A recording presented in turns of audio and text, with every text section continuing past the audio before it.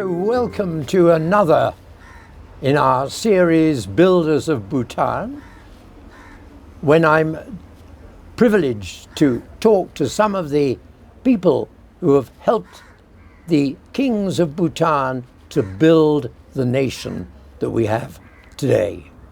And today I'm particularly delighted to be talking to a very old friend who I've known 35, 36 years, who's had a most distinguished career and in his final job had a very unique role in the development of Bhutan. I'm delighted to introduce Dasho Kunzang Wangdi, and thank you, Dasho, for talking to us and telling us a little bit about your very remarkable career. Can we begin by asking you about when you were a child? Where did you come from? What was the family like? Where did you go to school? What was life like in Bhutan when you were a school child? Over to you. Thank you, sir. It's an honor to have the opportunity to sit down with Sir Michael Rutland, who was teacher, one of the first teachers of the fourth king in Uken Academy. Fortunately, my best friend Dasho Wangchin happened to be studying there. Yeah. I did not get the opportunity, but I'm proud to be sitting down with you, his teacher, today. Thank you. But this program, Dasho, is about you, not about me. And as you have asked, I'm basically a boy born in a village in Bhutan, Ura village. Ura, right. My father happened to be from Ura, my mother happened to be from Tang, but they had their second marriage in Ura, so I was born there. So literally I grew up as a Urap, but now more or less settled in Thimphu. Right. Well, Ura is a remarkable village. It's produced some very distinguished people who have helped build Bhutan. It's a beautiful place. I have a lot of memories there. And you're right that there are a few distinguished names in the Bhutanese history being produced from Ura. So I think being a place in a high altitude and the climate is not too favorable, so people have to struggle quite a lot. So Right. I think the hardship produced rains, looks like. So there were a lot of people who were successfully served the kings, Yes. and also names as traders. And as a child also, we learned quite a lot of things because we had to travel to different parts of Bhutan for our livelihoods. So all those things made us, I think, versatile. Most Uraps can speak most major languages of Bhutan. Right. Yes. Then now obviously we also can speak English and Hindi So and Nepali. the idea, Dasho, that out of hardship comes distinguished service is a very interesting one. Yes. One might speculate on whether people have life today a little too easy. In your youth, life in a place like Ura was hard. And we remember the old American proverb, no pain, no gain. However, you went to school in Ura. Yes, we were the first students of the Ura primary school. When we started, there was hardly any school. We were housed in the camp which was being built for Dash Lampe and his troops, and followed by the Prime Minister moving eastern to east. Right. So that there was a temporary camp being built. So we had used that as a school. Now, when you say the Prime Minister, you mean late Jigme Dorji. Jigme Dorji. Right. Yes, yeah. He is referred to as Prime Minister of Bhutan Right. too. So we were housed in that. Then later on we had to shift from different places. Like for instance, firstly we used next in the residence of the Uragap, who was appointed as a Timpin at Wangdi. So when he went, so his house was more or less empty. We were looking after the house. My father was made to caretake his house. Right. So the rest of the house was used as school for some time. Right. Then later on, the school has shifted to the residence of the Ura Dumpa, the last Dumpa's residence. So then, after several years, then the government managed to have the present school built up. So we shifted there. It was day school, but we have to spend the night in the school. So a day school, but you spent the night in school. Yeah. Was it comfortable? I think it's better than our respective villages because it is recently built. It's not Right. comfortable in terms of heating and cooling as such, but then it's a more organized place. Right. So we went for our breakfast and dinner at home, but then came back to school. Right. Yeah. So who were your teachers in those days? Were they Bhutanese or Indian or? Fortunately, we had mostly the teachers from India, Right. and we had the fortunate of having two teachers first from Kalimpong, Mr. Bhagat Sewa and Chandra Kumar Dahal. So then we were also privileged to have one of the educated Bhutanese by the name of Jo Phajo. He happens to be somebody who had studied with Third King, but probably served also as the Changap to Jigme Wangchu. Right. He is regarded as Jo Phajo, and he was told that he could ride horses, race horses. Sort of thing. So he could teach us 3 different languages at the same time: Dzongkha, English, and Hindi. Right. So we have been taught Aapka naam kya hai, Shogi Gachima, what's your name? Right. Yeah. Then we also at that time used to sing the Indian national anthem along with the Bhutanese national anthem. Then the Bhutanese national anthem was worded as Hot Sendikeb, not Duk Sendikeb. Right. And it has 8 lines. Now it's been reduced to 6 lines. Right. Okay. Right. So we learnt initially. We learnt also Hindi also. So what year are we talking about, for example, when you were at school in Ura? I think we admitted in 1960s, 1960, 61. yes. Then 64, Prime Minister died. 65, we got transferred to Jagar School. Me and Dasho Wangchin and one colleague called Sharabla, 3 of us were brought to Jagar School on transfer. Right. Jagar School was being managed by one Mr. M.K.G. Kaimal. I don't know whether you had Mr. M.K.G. Kaimal. No, I don't. He later on worked as inspector of schools in Right. Bhutan. Right. Yeah. So he was the principal, very interesting person, dedicated, committed, but also very liberal with punishments. As it was in those days. Yes. Yes.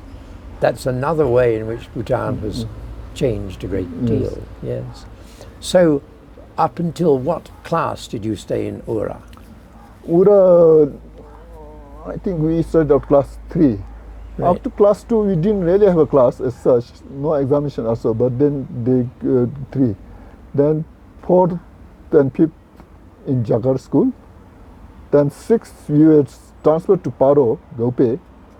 But we had to repeat class 5 because Mr. Philby was the principal that time. He wanted to make sure that we are up to standards. So Right. we had to do class 5, repeat, then promote to 6th. Then after 6th, we got double promotion to 7. So Right.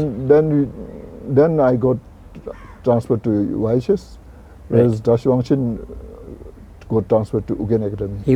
Yes, Wangjun came to Ugyen Academy, yes. So you came to YHS, which was then called Thimphu Central Thimphu Public School. Thimphu Public School. Thimphu Public School. TPS, that's Thimphu right, Public yes. School. Mr. Colonel Mazumdar was the principal. Right. Very dignified, well-dressed gentleman who would like to run the school like a military sportsman. And was the language of education in your day, Dasho, was it Hindi or English? By the time when we moved to Jakarta and all things, Hindi was discontinued. Right, so and English was came first, and Dzongkha was the second. Right, so Second language. this was the initiative of the third king and late Limpo Dawa Sering. You know, it was good that we had that government has taken the decision, I think, because those who had opportunity of studying in the previous systems, they did Hindi. Right. and that scope is limited. Use Limited, of yeah, limited. that's right. Yes. So for a small country, it was right decision to teach English, I think. Now, obviously, these days, a lot of people do not still appreciate that decision, but then that's the best that could happen to Bhutan, because It was a very, very inspired decision, yes. and in a way, this is a problem, because English is spoken very well by young Bhutanese, Yes. and this is one of the things that makes them attractive in Yes. Australia. Yes. Everywhere, I think when you go, we have no difficulty getting mixed up. That's right. Otherwise, Yes. like you see Chinese or Japanese or something, they That's need to have a translator, Yes. interpreter, something. Okay, in the big countries, you could have the luxury of taking along with you translator, interpreters. Right. But for a small country, we cannot. Indeed. You know, for particularly government cannot afford to tag along interpreters, translators for every officer. You know? That's right. Yes. So it is the sensible thing to have taken that decision. So you were at YHS until class 12? I was the second batch of the ISC, class 11 that time. Class 11, right. Class 11. And the second batch who did the first Dzongkha examination. Right. Dzongkha. And am I right in thinking you were chairman of the old YHS Students Association? I was the president for some time. Right. Now Lembo Tandiwangchi is there. Right. Coincidentally, this evening we will be taking a decision on the next election of the president, looks like. Oh, right. Yeah, so right. after this, I'll be going to that session at 6 o'clock. Right. Oh, well, there we are. Yeah. So after YHS, what happened to you then? After YHS, I had the privilege of standing the All Bhutan School Finalist examination highest scorer. Right. So Ajit Dechin Wangmo Wangchuk, she is the representative of Yes. His Majesty in the Ministry of Development. So she had the control of all these admissions. So three of us, me and Karma Rangdul, then former Prime Minister Jim Chile's wife, Rinzit, three of us did the best in the three. So we were chosen to go to Delhi. So two of us went to St. Stephen's and she went to LSR. Right. So that was the reward that we got it for our standing. You're doing well. Yes, Yes. Yes. Yes. So I had opted to teach. So all along, I studied my literature in St. Stephen's College in Delhi Right. University with the plan to teach. But when I came back, obviously I was... Something else. was, But I think yeah. I've got one or two photos of you in your university days, Dasho. So never mind about studying. You obviously had quite an enjoyable time. I don't know whether the camera can see this, and the motto above your head, That's, a drink for the champions. Yes. So, that was the table tennis final competition we attended. right.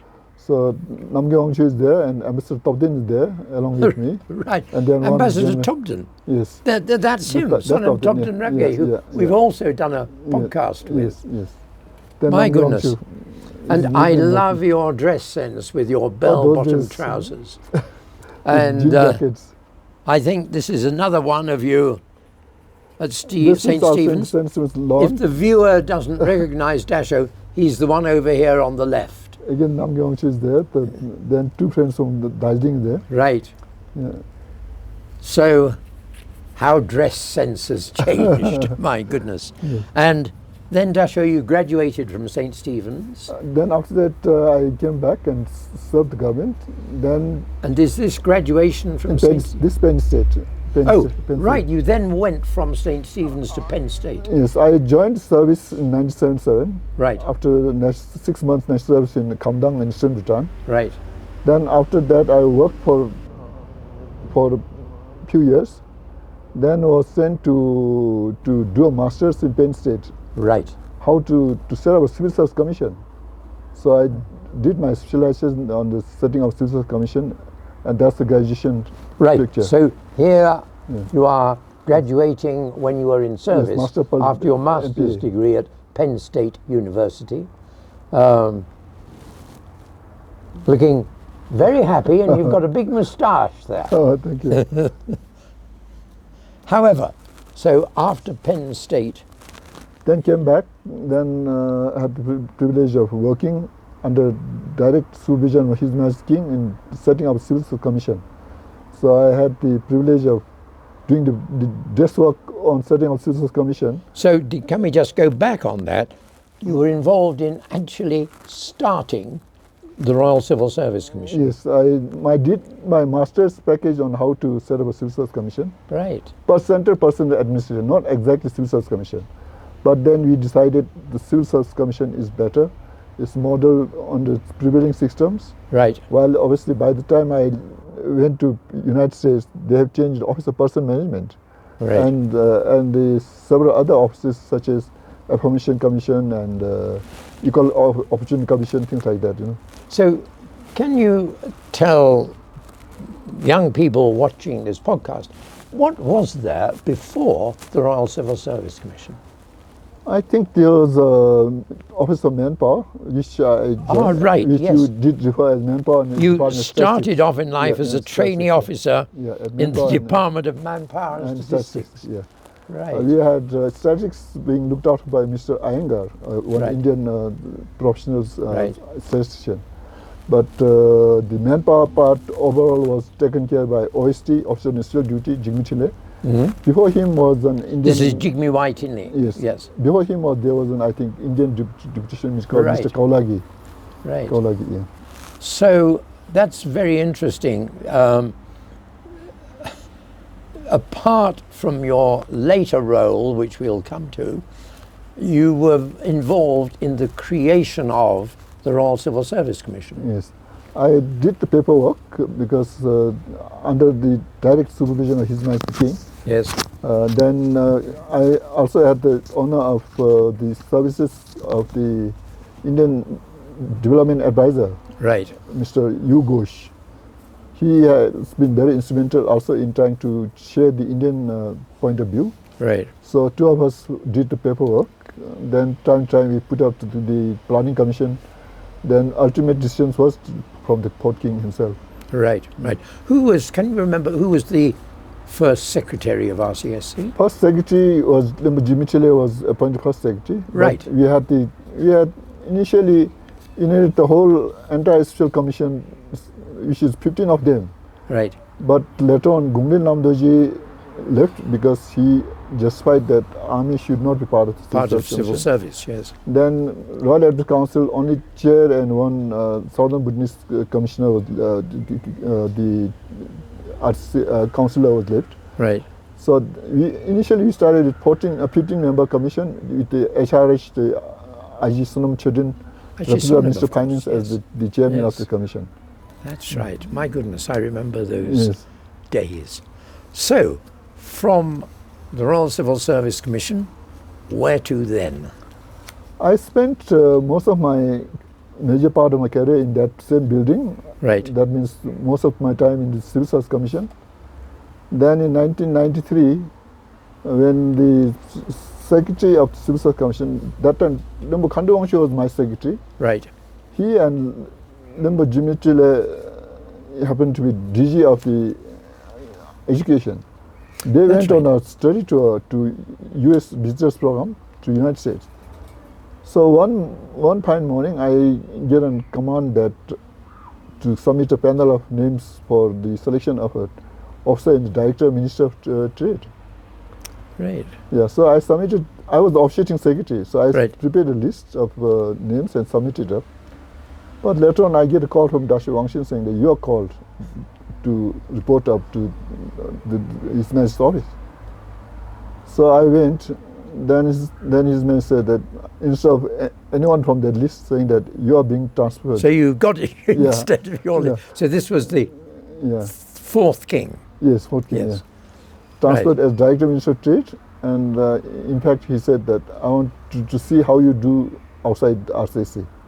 Right. Then he was probably, I think, back of mind, maybe, I don't know, concerned or something that not to wait for the secretary's return. So maybe Lemon Khandu may have said that he would like to have me back or something like that. Right. So I said, no need to wait for him. You report to MTI. So I went and reported Lembo Om. Then he told me to check for a good day and then come. So I was decided a day and reported.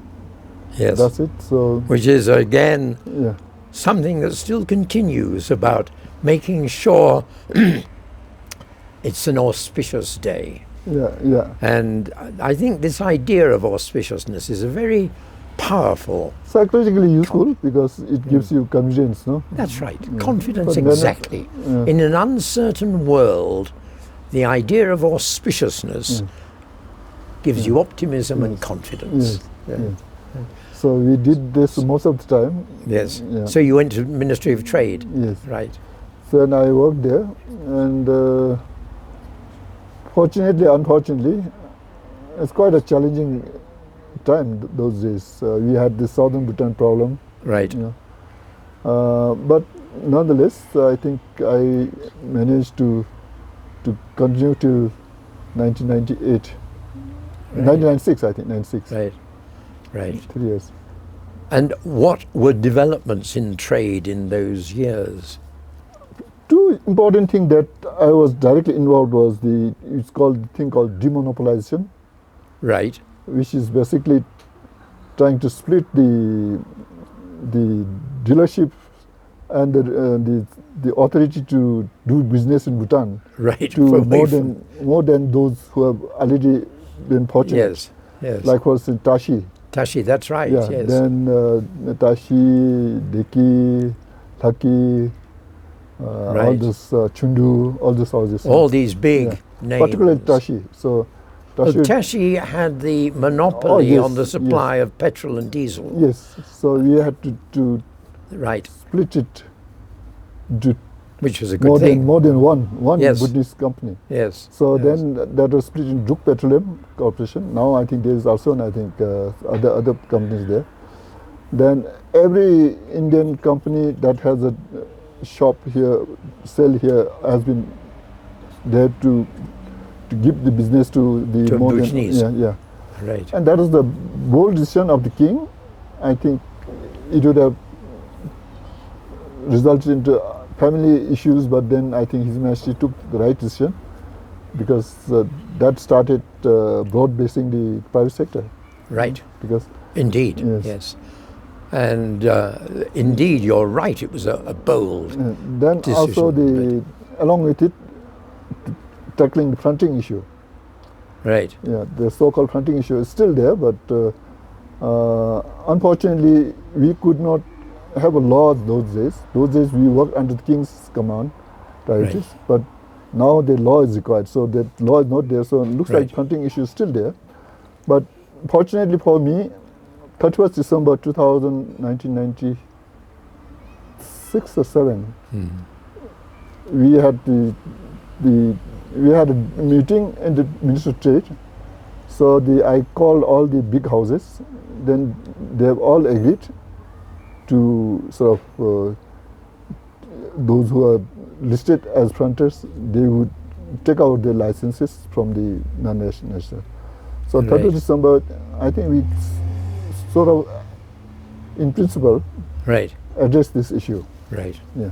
But now again, I think I believe there is a re-emerging fronting issue. Well, it's rather like illnesses, isn't it? You know, the epidemic disappears, but then some years later tends to rise up again. Requires constant attention.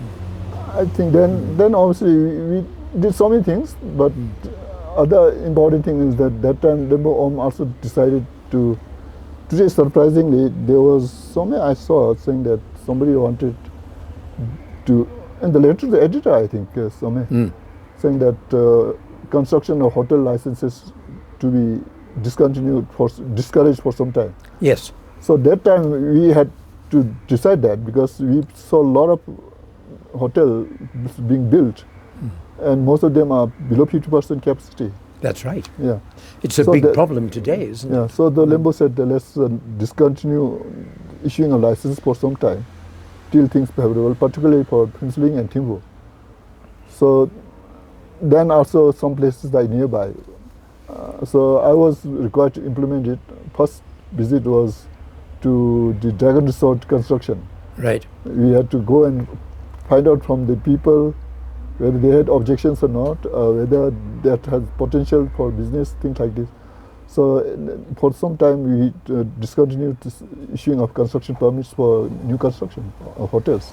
So if I could just interrupt you there, Dasho, and point out how very far-sighted that was. Because what we have today in 2025 is a big issue with possibly far too many hotels. And yet all those years ago, you were trying to take steps to control hotel building. Yes. So number, I had the vision of trying to do that, but I don't know how far did it go, because by 1998, I think I went to RIM. Right, so now you're moving again Yeah. to be director of the Royal Institute of Management.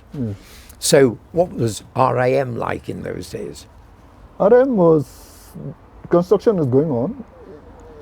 They yet to finish this construction, so the offices were from the, the present BBS colony, just above there were the UNDP colony, resident colony. Right. So it was temporarily housed there, RM, pending the completion of the construction. So I had to firstly take over the RM from that place. Right. From Then where BBS is now. Yes, yeah. Right. Then finish the construction down there, then moved in there, and then down there the first priority job was setting up a culture, because we had been running from rented houses, things like that, spread over. So down there was boarding facilities. Right. It's completely different culture. Then I had two different levels of students working, graduate level and the non-graduate level. It was easy thing to take care of the non-graduate level, but the graduate level was difficult because they had their own set mind, things like this. So Yes. yet I think somehow we managed to set up. Adults are always more difficult to deal with than young people. Absolutely. And so this is you were involved in the birth of RCSC. Yes. You were involved in the birth and development of RIM. RM, I should say, RCC, we wanted to build. We did designs and things like that, but then government did not want us to move from that particular place. Right. So that was shelved. Right. Then we tried to do a temporary extension. That idea was also shelved. So I could not, in terms of hardware, do much, but software, I think I was fortunate to be assisting the secretaries, success secretaries. Right. Now, you mentioned the word hardware, Dasho. Can I just bring up the idea of computers in the civil service? Because I'm right in thinking that when you started in the civil service, there were no computers, and now... No, we used to use typewriters. Typewriters. And then the typewriters also, we do not usually use typewriters. We had typists and stenographers. Stenographers were a little bit more sophisticated. They could take notes and then type it. So you would dictate your letter to a stenographer, who would then go away and type it out. Yeah. Yes. Then the computer came. I think late Lembo Ugen Sring was one of the first people to. He brought the very first computer in. Yes. But as an office, we were the first one to be responsible for. This is RCSC. RCSC, yes. Right. Because of the manpower training and things like that. Right. So we had to operate the accounts and computer training. Right. So that's why we are also involved in drafting the charter for the Royal Institute of Management setting up. Right. Yes. So that was done. So computer, firstly, it was used only for word processing. That's right. Yes, I remember. Then later on, we did it for sort of HR information, thing like this. So one time when we had Indian company, CPM, computer program, I think officers from the CPM, one German. But problem was that with the external manpower is that when they go, that the system went with them. Right. So then we had to do our own. So we started the PMI, I think, Personal Management Information System. So Mr. Umesh Pradhan, he's probably now with some company somewhere in India, United States. So he was the one who did it. So we had to make him put his whole effort to do a programming thing. So we did human resource records on that HR. Then side by side we had to introduce the training, different levels. So later on it was transferred to the RIM thing as diploma courses, DIPA. You know. So there we also went to the system of programming itself. Right.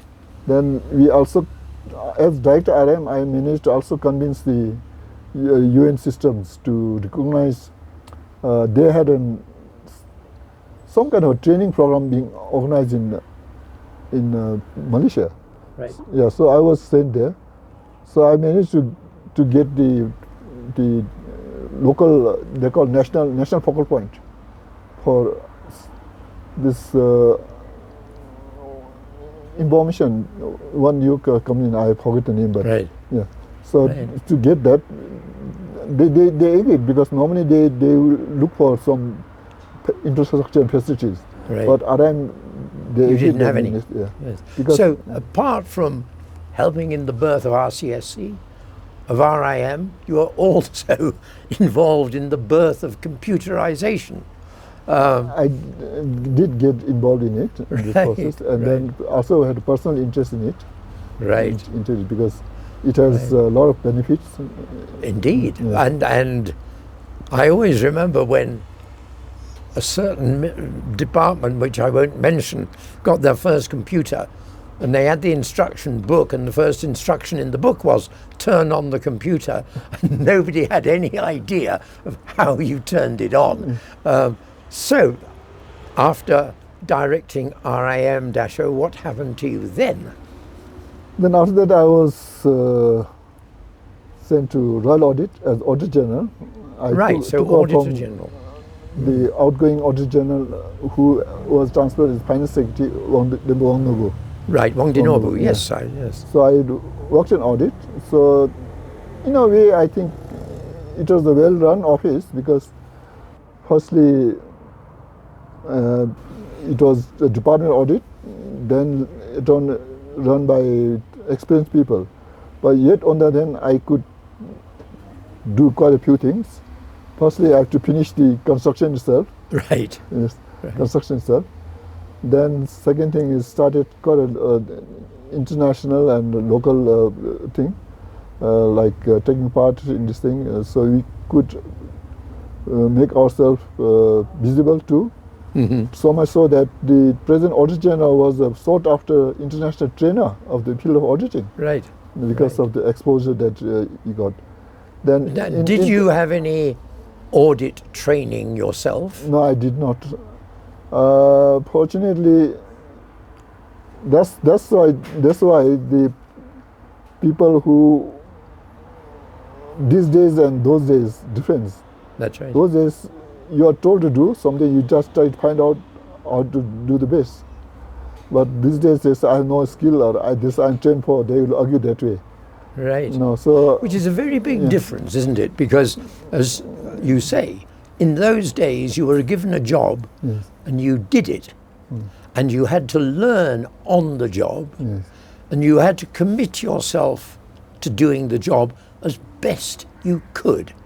Never mind all these master's degrees and PhDs.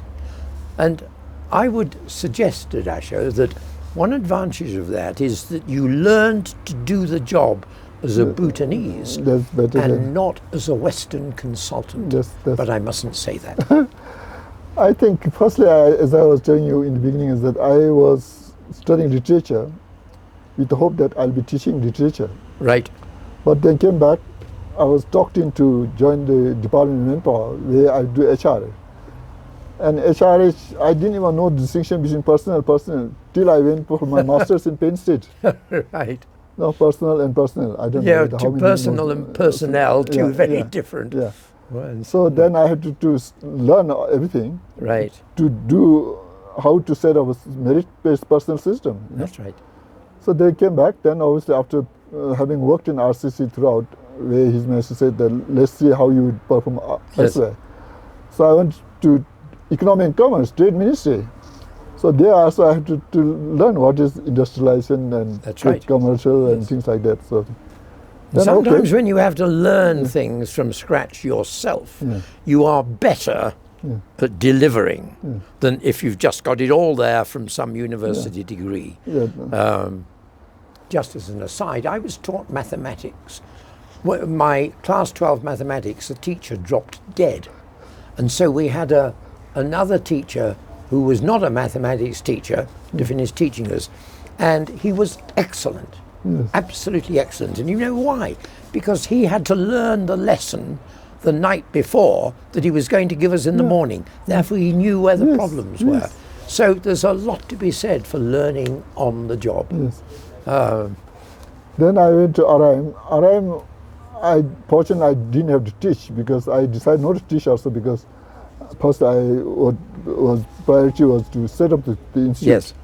Second thing is that I didn't think that I could teach my master's subject there.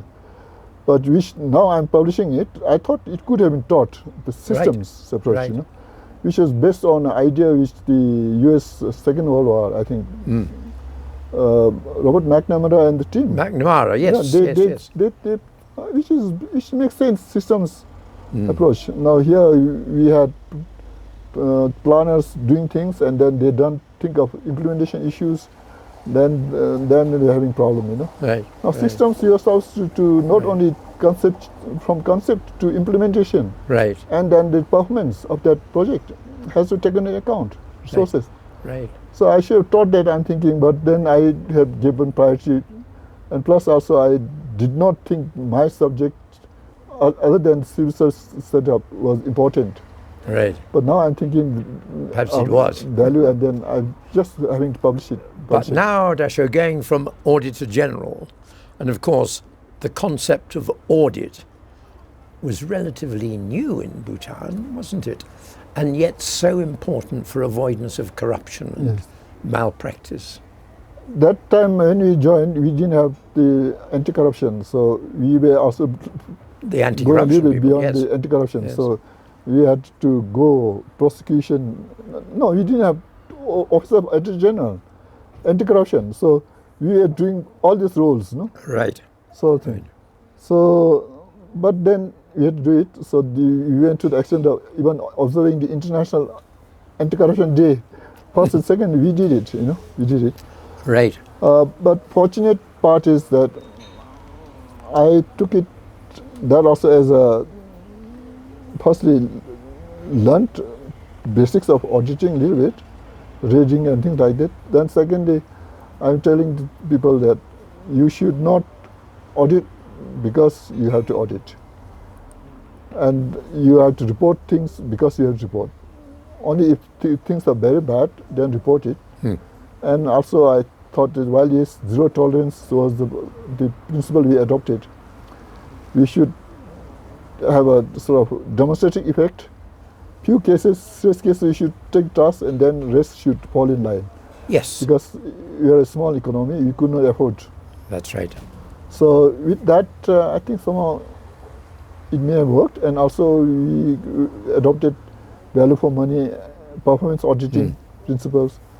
Then also, as you rightly pointed out, we also use IT auditing. Right. So those also I think help people in. Yes. Then also I had the privilege of having worked in RCC and then RM. So when auditing, then I could also have control on the manpower recruitment. So managed to take the first five based from the financial management course from RM coming out right. for audit. So you've got some good auditors. Yes. So that was good. It's a very, very important element of a modern government system is audit, isn't it? Yes. And I think Bhutan has done terribly well over the years, from nothing to really quite a respectable system now. But now we come to the interesting final role after being chief auditor. You then, I think, became chief election commissioner. And I'm going to be very impertinent, and if I may, say that His Majesty the Fourth King conceived democracy, but you were the midwife who delivered democracy. As Chief Election Commissioner for the very first election, Dasho, can you say a little bit about that role and some of the challenges that were involved? I think challenges are tremendous because we were, as people write it, absolute monarchy. I do not agree to that term, but then that's been internationally accepted as absolute monarchy, and a lot of people use it also. Basically, we had gone by the system of whatever command you get, you carry out. If the command is not there, probably you just keep quiet. Right. So, and as I was talking, the other things also that we had to learn to do things on our own, that kind of situation. So we were in an environment where we didn't talk of elections, politics, forming parties is out of question, you know. We don't even raise questions to authorities, you know, unless you are told to or something. So from that culture, we sort of turn into bodies who supposed to form parties, make people come and vote. Right, yeah. And approve parties. Yeah, approve parties. It was a big thing because, but besides that, I had written in my book that I have written also that I was one of the school finalists interviewed by late Foreign Minister Dasho Kunzang. Right. For training as assistant protocol officers. As a protocol. Yeah, for the Fourth King's coronation. Right. So then I was called in, then he asked me, what do you want to study? So for some reason I said, I want to study political science. Then he said, why you want to study political science? So I said, I want to correct things or something like that. Then he said, it's a monarchy, how can you do that? So I said, no, it's not a monarchy, we are a constitutional monarchy. Then I said, what do you mean a constitutional monarchy? So I said, king is the head of government, and we have National Assembly as parliament house. Something like that. So obviously he must have thought that I would have joined politics too, if he's alive or something. But on end of 2005, 29 or 30 something, I was called up by Dasho Kunzang for the audience. Then his master tells me that you're going to be the chief election commissioner, you know, run the first election. So I had to submit meekly that yes sir, I'll try sir. Mm-hmm. His master boomed saying that trying is not good enough. Then I'd say yes sir, I'll do it sir. But I didn't know what I'm getting into because somebody who did not know what is politics. Well, there was no precedent here for elections. Yes. To do that, you know. So then obviously, then came out, then waited for the decree, and then decree came. Next day or something, I was just taking a race with my friend Gimbo. Fortunately, I just moved into my rented house to my own house, so we were just sitting outside chatting. Then I was talking now. No, then decree came. Then I said, oh, now I have to look for the office. Then he said, why don't you move into the old office you vacated? So I rang this landlady and then said, still there, but if you want, you can give it, but then you'll have to probably give a higher rent or something. So I said, that will depend on the DNP rates. So if you don't mind, I can use it. Then they said, you can use it. So I just decided to go back. So in fact, it's good as I ran my elections from my bedroom. Yeah. So moved into that house. Right. Former Gupson Dukwa's wife's house. Moved to that house. So then I had to think of firstly recruiting, taking staff. So first and foremost, I asked my colleagues from audit whether I could take some people. Right. On renting people. So the head of administration audit, who is one of the members of the election commission, he was willing to come, so I took him. Then my private secretary, my driver, and then few of them wanted to come with me. So we went there, and then On 16th January 2006, we opened the inaugurated office. Then I looked for other commissioners and other staff. Right. So meanwhile, whoever joined with me said, whether we get further more people or not, we'll have to work. Because 2006 was January we were starting. 2008, everyone knew that Parliament has to be in session. And I thought that probably we'll have the whole of 2008, but later on, obviously, we land up 25th March 2008, we finished the election. So which means 2006, 7, 2 years. Yes. 2 years also we didn't have, because 2007 and December we finished National Council election. Right. Right. But fortunately, we didn't have the active political parties, so they did not interfere or disturb us. And then I could always seek the advice of the Port King. Whenever doubt or something, submit, note it up, and then he would give the pass the command and so on. Right. So that helped. So then the constitution was well drafted, so that constitution was the basis which we used. Then obviously, once people knew that we have an election commission, there were a lot of invitations coming, but we could not think of taking anybody, any visit places. So only India we went. So Indians demonstration helped, because they had, wherever we went, they had set up demos and everything. Yes. Yeah. Because elections in India are a major. They had a lot of event. experience. So Yes. I said that electric voting machine, which I decided to buy during that trip, Right. was useful, because I saw the machine as Auditor General when he visited Hyderabad. Right. So it did, in fact, they had shown it, but I didn't take interest. I was interested in computer, which they had a sort of like a Right. laptop kind of thing. For then I was interested in solar electricity, things like that. Right.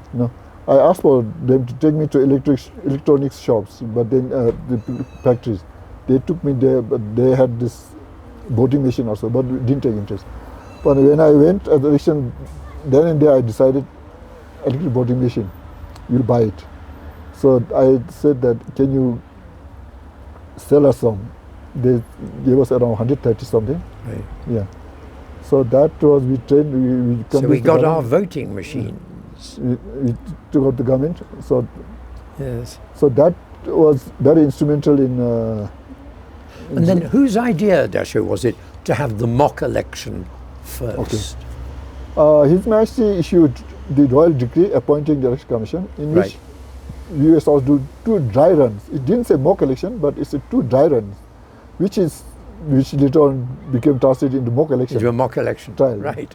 So that was excellent thing, but we didn't have to do 2 dry runs because there was no time and now Right. it's not necessary. Right. But instead, we did 1 dry run. Dry run in the sense, first we did it in Powder College of Education, tried out our laws. Right. They did an excellent job, and it is something which recently I was talking to some people who were there that time as candidates or something like that. I said, you all did an excellent job, I told them, because if you look back at the documentary, this was done by Sringesen, I think. Right. Yeah. We said elections, democracy and elections in a Buddhist way. So you could see the losing person as an actor also, he was minding it. Then also he had the decency of going and congratulating the winner, and then the winner accepting and then congratulating. So Dasho, when you go back in Para College of Education, you got the students to act the roles, and then if you lost, you were meant to act sadly. Yes. No, you didn't. They did everything on their own. Right. But it's quite touching. Then we did the documentary, things like that. That we showed it. Then we had the dry run, whole nation dry run for the parliament election, national election. National council, we didn't have it. In which you invented political parties. For the dry run, we did. I thought that simplest thing is use 4 colors. So we did red, yellow. So this green, idea, the colours was your idea. Yes. You've written a book. Let me see if I can find I think it's in this. a picture of these four colours, which became very famous. So Then I don't know whether the camera yellow can see. one and This is Dasho's book, one of the books. one of his books. The- And here's a picture of the four political parties that you invented Yeah, the and gave each one red a party, colour. yellow party, green party, like that. Yes, Blue and party. then I think everybody knows the results of the mock election were a bit of a surprise because everybody ended up voting for the yellow party. Why? They thought it's the royal color. Because Yeah, yellow red is the is- colour of the red is religion. kings and the monarchs. Yeah. So Red is religion, they thought. something that like- became very famous. Yes. Uh, Then we had to on the criticism of the media saying that Putin's election is colorblind. Then followed by there was also a dispute, complaint being raised on the horse. of the The horse symbols. had a raka color, I believe, mine said. Right. Then the crane had some color in the eye. So when the picture was given of the crane, we didn't see it. Horses, we didn't see it. Right. Then later on, when the crane became an issue, the PTP raised the issue of the color. Then we checked the horse head thing. So we said, if the horse head color, we allowed it. They didn't use it. That's a different matter. So this also. Right. So Right. we got solved that problem, you know. Otherwise, they would have made a big issue out of it. So what were the main challenges and difficulties in running that very first election which brought into First and being foremost is- Bhutan's democracy? First, for preparing for the election, we were worried about people not forming parties, people not coming to vote because people said that we are happy with monarchy, Right. we don't want democracy. So, firstly, people forming parties, secondly, coming to vote or not. Till the day of the result, we had to worry about people will come and show vote or not. You know. Because Yeah, people were yeah. perfectly happy Yeah, with yeah. rule by the kings. Yes. Yes. And then it so happened, even after that, some group came all the way to Punakha, from Punakha and elsewhere to Thimphu. They sought His Majesty the King. I think that they're happy with the monarchy. We don't want. Yeah. But King has said that I think it's decided. Result there, you just go by that now, the democracy. So Right. they went back. So it went to that extent. So So- your first challenge Yes. was public opinion, Yes. which was not too keen on Yes. democracy. Yes. So back of mind is our concern is that if, I call it election is the weakest link in the chain. In the chain, the weakest link matters whether the rest of the strong Right. or not, I believe. Right. So if everything goes on well, no one will notice, no one will realize election commission has done a good job or not done a job. But that's immaterial. But nonetheless, if we could not conduct election, we couldn't have democracy. So That's right.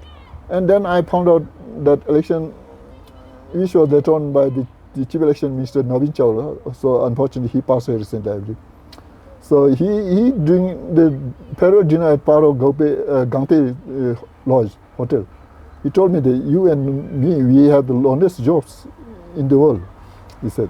So I was trying to make sense what it is. So to realize during the end of the election that I was all by myself, you know. I could not report to the kings, no go to the government. There is no government. There's the interim government. Interim right. government, there's only support and you cannot take decisions. You can't use the Attorney General's office, nor I couldn't even rely on my commissioners because I have appointed them as chairman of some commission committees. Now the complaint comes as challenging their decision. So within short time, you have to take everything. So Yes. I found out, So it's look back at a very one-man big show, you know. responsibility. Yeah, one-man show. A very big. Yeah. And of course, it was a responsibility, Dasho, if I may say so, that you carried with great distinction. I got to know the head of the European Union election monitoring team who came here. Yes. And the head of the team afterwards said to me, "You know, Michael, we have used in our report a word to describe your election which we have never used before.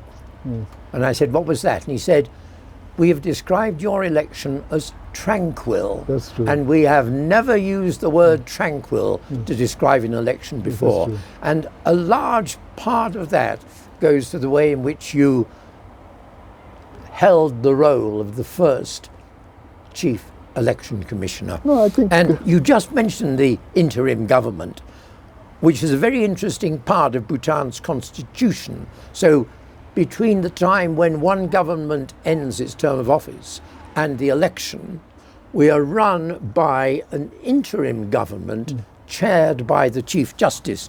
And somewhere here, I think, if the camera can see it, we have a picture of the interim government along with the election commission. along with the election commissioners. The interim government was chaired by Limpasanam Tobgay, who was the Chief Justice, and you can see Dasho Kunzang with your red scarf. Yes. And it is wonderful, Dasho, that you were awarded a red scarf by His Majesty the Fourth King.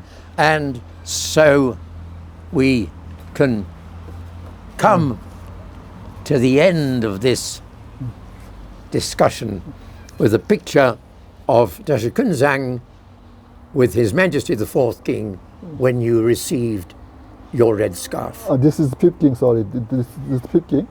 Sorry, King has fifth king. granted me the Duk Tukse in December 2000. But the red scarf came from Fourth King. King, yes. So I'm sorry, the photo is Druk Tukse. Yes, Duk Tukse. And I wonder, do we have a...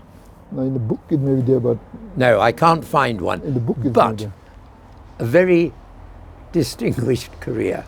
And I have been very honoured to have known you for 35 years.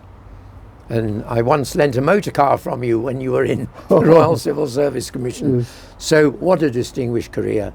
And as I say, I like to think of you, if it is not being impertinent, whilst His Majesty the Fourth King conceived democracy, you were the midwife who delivered it to the nation.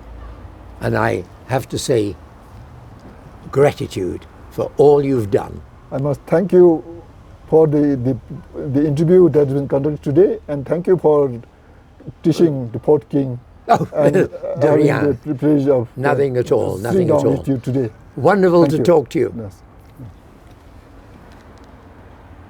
And so many thanks to Dasho Kunzang Wangdi, who played a very important role in so many different situations in the development of Bhutan.